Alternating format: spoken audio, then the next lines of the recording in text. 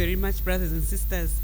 Now, each organization has a set of spies, and these were our set of spies, because we sent them on a mission, and their mission was to listen out for themes, to listen out for the ethos of the assembly, and to listen out for various aspects of the assembly that can be pulled up and highlighted. And so this is what they have been doing. Sometimes they've disappeared in the night. It's not because they were having discos in Durban, but it is because they were working hard. And so I really want to, I want us to thank them for the work that they've done to come up with a statement. And with that, I'll hand over to their leader, who is the Professor Kenneth Ross, and he will present the statement that they have come up with on our behalf, and it will become the CWM statement. Following that, there will be a short time, no table discussions, just a short time for any comments that you would like to give, and then after that, they will go ahead in a future time to present an expanded document, but this is the basic short document for our use, for our release. So I hand over to Ken. Thank you very much.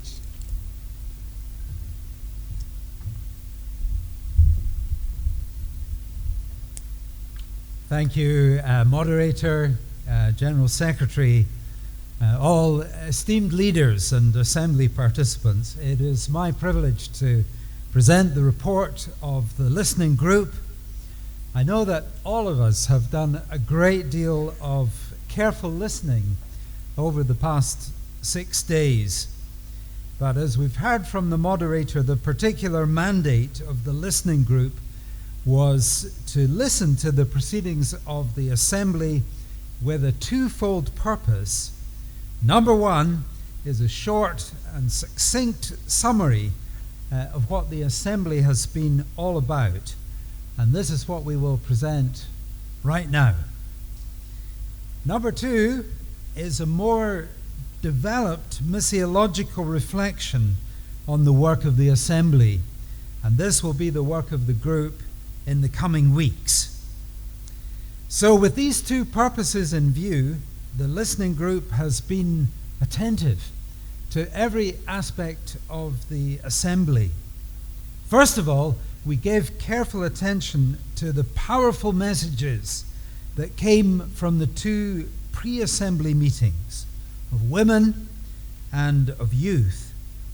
And then we've carefully listened to all aspects of the assembly itself, the plenary sessions, the worship, the workshops, and even as much as we could of the informal chat that has gone on over the meals and the cups of tea. And we have heard many things, many important things over these past 6 days. And what we now present is our attempt to distill the essence of what the assembly has to say. Our hope is that this can help to disseminate the work of the assembly, so that when you return to your home constituency and people ask what was the assembly all about, this statement can be one resource at your disposal. So with this in view, we're going to read, and I think at the same time you will see the assembly on the screens behind me. So no surprises in the title of the proposed statement. It is Rise to Life, Together in Transformation. The CWM Assembly met in Durban, South Africa from 12 to 19 June 2024. With its struggles for emancipation and dignity, Africa provided a youthful and inspiring context for an assembly focused on rising to life. With great anticipation, member church delegates, partners, and guests gathered for the first assembly since the COVID-19 pandemic. In face of socio-political catastrophe and environmental emergency, the assembly heard the call to rise to life and be together in transformation. To follow Jesus Christ is a matter of transformation. We are transformed as we travel the journey of faith. And as we are drawn into the mission of God, we become agents of transformation in our world. The assembly nurtured prophetic spirituality to enable us to fulfill our missional calling in today's world. We testify that the triune God creates the world by love, in and for cosmic community. Mission is a living spirituality and embodiment of God's love. Led by the voices and actions of young people, we bear witness that through radical discipleship, we can overcome life-denying powers.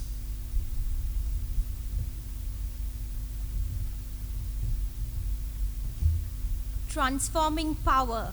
It is not true that market forces hold supreme authority in the human community. This is true. You cannot serve both God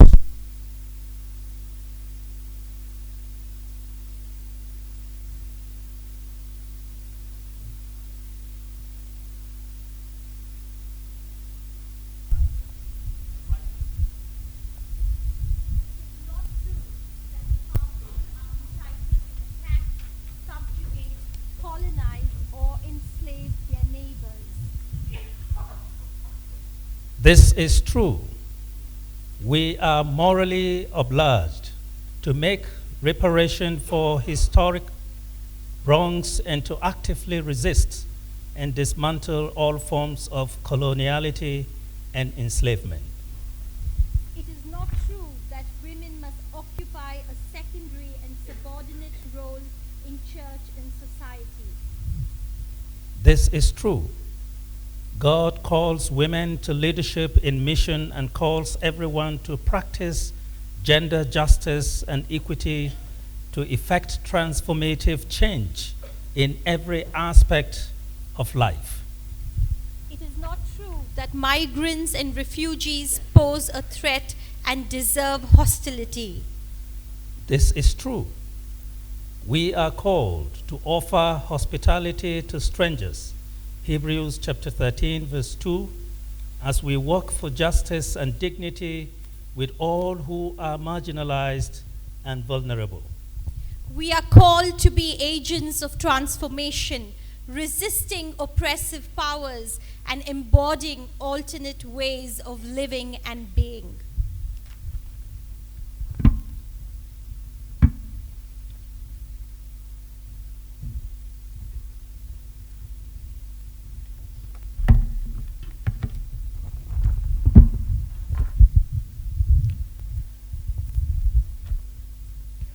Revisioning mission. It is not true that we can be complacent about the climate crisis. This is true. Passion for the flourishing of all creation lies at the heart of the mission of God. It is not true that world peace can be secured by reliance upon military might. This is true. Blessed are the peacemakers. Mission takes us to places of conflict and brokenness to work for justice and reconciliation. It is not true that by ourselves we are strong enough to overcome global injustice. This is true. Greater is the one who is in you than the one who is in the Word. By building collaboration through transformative ecumenism, we can defeat the forces of death and destruction. It is not true that evangelism must be aggressive, divisive, and oppressive. This is true. We can share the good news of Jesus in humility and radical hospitality. We are called to attend to the signs of the times, discerning the spirit of life and God's call to mission today.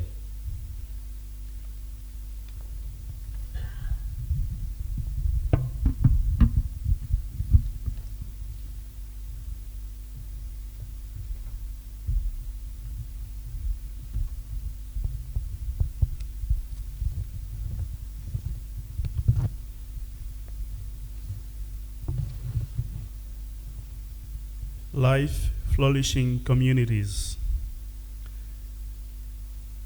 It is not true that we must face pain and suffering in isolation and abandonment. This is true. If one member suffers, all the members suffer with it. If one member is honored, all the members rejoice with it. African values of Ubuntu teach us about interconnectedness. It is not true that some people are disposable and can be ignored, excluded, or slaughtered. This is true. Every human being is cherished by God, whose loving purpose is for all to live in dignity and to flourish in society. It is not true that formation for leadership should be available only for a small elite. This is true. Transformative education, spiritual guidance, and leadership development should be accessible to all. And formation opportunities for women, young people, and the children are a missional priority.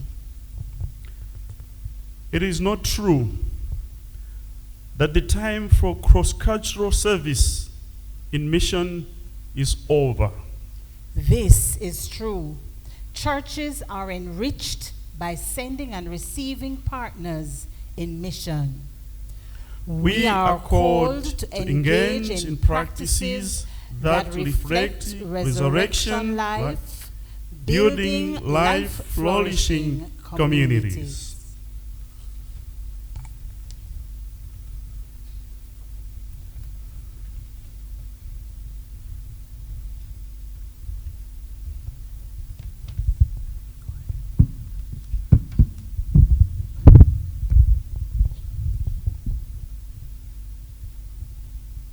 It is not true that death has the last word for humanity and the earth. This is true. Christ has risen from the dead, and we too can rise to life. We rise to life in the Holy Spirit. We are called to a mission which does not belong to us. Rather, it is God's mission, effected through the action of God's Spirit in the life of the world. The unity we seek is not achieved through our own efforts. Rather, it is the Holy Spirit who unites, inspiring our spiritual commitment. Facing our torn and troubled world, by ourselves we are unable to be hopeful. Rather, we overflow with hope by the power of the Holy Spirit. As we move with the wind of the Spirit towards our CWM Jubilee in 2027, we trust God to renew our vision of mission embodied in life-flourishing communities.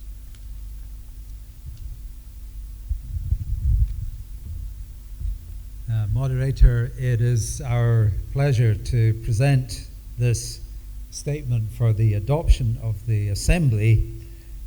We very much welcome comments, either now or later, and the email address of our hard-working staff, Graham, will be appearing on the screen. Ahead of our group is the task of creating a more extensive and elaborate missiological reflection on the work of the Assembly, and all contributions from participants will be very welcome. Moderator, I present the statement.